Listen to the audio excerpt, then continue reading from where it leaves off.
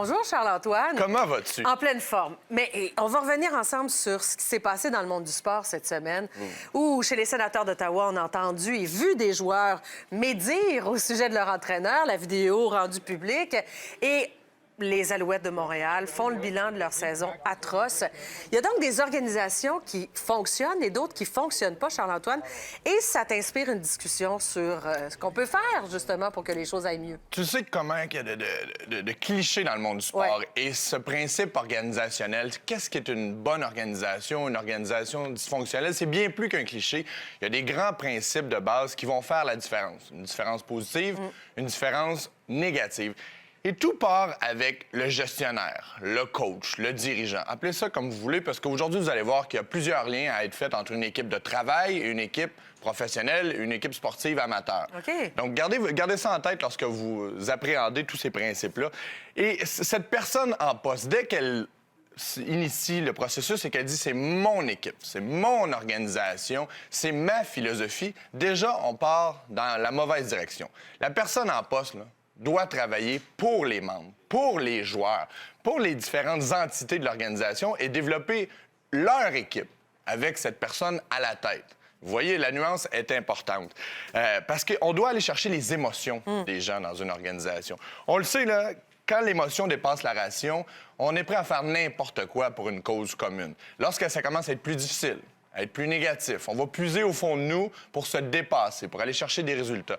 Alors que lorsqu'on fait juste partie de l'équipe de quelqu'un d'autre, quand ça commence à être difficile, quand ça commence à être négatif, on va se mettre à chialer, on va se mettre à tourner les coins ronds parce qu'on n'aura pas de répercussions personnelles. Lorsqu'on va retourner chez nous, là, la journée va être terminée puis il n'y aura pas trop d'impact. C'est le sentiment d'appartenance qui est pas... C'est le sentiment d'appartenance, puis les entreprises, souvent, vont utiliser le concept de part, d'action, pour responsabiliser les gens, pour qu'ils aient l'impression que cette organisation, bien, c'est la leur. Et s'ils font des gestes positifs, bien, ils vont en bénéficier au bout de la ligne. Et c'est le même principe dans le monde du sport, c'est le même principe dans le monde du travail. Pourquoi vous pensez que chez Walmart, c'est des associés? Et non pas des employés. Exactement. Ben oui. C'est des petites clés qui font une grosse différence. Le principe est compréhensible, le principe est logique. Maintenant, comment on le développe? Ouais. Bien, en même temps qu'on développe la philosophie, la vision, l'ADN d'un groupe. Là aussi, peut-être des clichés, mais la vision de l'équipe, là, c'est est-ce que c'est une équipe qui va être travaillante, une équipe qui va être émotive, une équipe qui va être intense? Lorsqu'on va communiquer, à qui on va parler? Est-ce qu'on va parler à notre supérieur? Est-ce qu'on va parler à nos assistants-entraîneurs, à nos capitaines, à nos leaders? Le système de communication doit être établi. Les principes de base doivent être établis par les membres de l'équipe. Si on vient imposer des principes dans la gorge de nos athlètes, de nos collègues de travail, ben oui. bien, la réalité, là, c'est que ça va fonctionner à court terme. Ça va fonctionner quand ça va bien aller. Ça va fonctionner quand on gagne. Mais lorsque ça va se mettre à brasser, ça va être un petit peu plus difficile. Le principe qui résume tout ça, la responsabilisation. En anglais, là, puis j'aime le terme anglais, empowerment. Pourquoi? Parce qu'il y a le terme puissance. On transfère des pouvoirs, la puissance à nos membres. On les fait sentir interpellés par la cause et ça va être eux qui vont décider comment notre équipe fonctionne. Ça va être eux qui vont décider les grandes lignes avec nous. Je suis pas en train de parler d'une démocratie complète. Non, mais juste dans les mots choisis, quand il y a des rencontres, si on arrête de parler au « je » puis on parle au « nous », Ouais.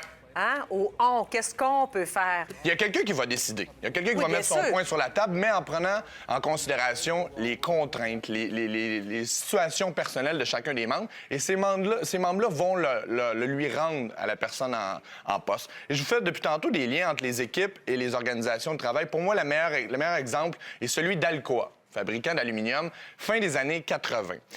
Des situations financières difficiles, et là, je parle de la multinationale, bien évidemment, et ça a touché le Québec indirectement. On embauche Paul O'Neill, nouveau président, directeur général. Première rencontre d'actionnaires, où plusieurs ont investi des millions de dollars. Il fait une seule promesse. Il dit, moi, je vais améliorer la sécurité, c'est tout. Énormément de grogne. Il dit, là, non, on veut des chiffres, on veut des stratégies financières. Il dit, non, je vais commencer par la sécurité. Il dit, à l'intérieur de 24 heures, moi, Paul O'Neill, PDG, je dois être au courant de n'importe quel incident de sécurité partout en Amérique du Nord. Pensez-y, là, pour que le monsieur qui se blesse au Kansas et à l'intérieur de 24 heures, le président directeur général soit informé, mais qu'est-ce qu'on a fait? On a développé un réseau de communication en accéléré. Et à chaque fois, bien, on a amélioré la qualité de travail, la sécurité des employés. Si bien qu'après un an, bien, il y avait presque plus d'incidents au travers des États-Unis, mais surtout, les employés ont dit « Oh, on m'écoute en haut. Oh, là, j'ai une façon de rendre mon message jusqu'au troisième, quatrième échelon. Puis on se soucie de moi. On se soucie de Pas moi. juste un numéro, là. Donc, on m'écoute. Et si on m'écoute, peut-être qu'on va m'écouter parce que ça fait 20 ans que je travaille devant ma machine. Il n'y a pas personne qui connaît mieux ma machine que moi. Je pourrais peut-être donner un petit conseil sur tel ajustement. Et c'est ce que les gens se sont mis à faire. On a pris des initiatives personnelles pour améliorer l'entité. Et après 1 an, on avait transformé les revenus 5 fois plus élevés. Et lorsqu'il a pris sa retraite 13 ans plus tard, la compagnie était plus prospère que jamais, simplement parce qu'il avait développé un lien de communication qui mettait en valeur les employés.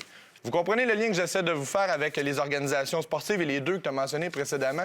Lorsqu'on travaille en silo, lorsqu'il n'y a pas de lien entre les différentes strates d'une organisation, bien, les gens travaillent en strates. Lorsqu'il y a un lien de communication, il y a une confiance.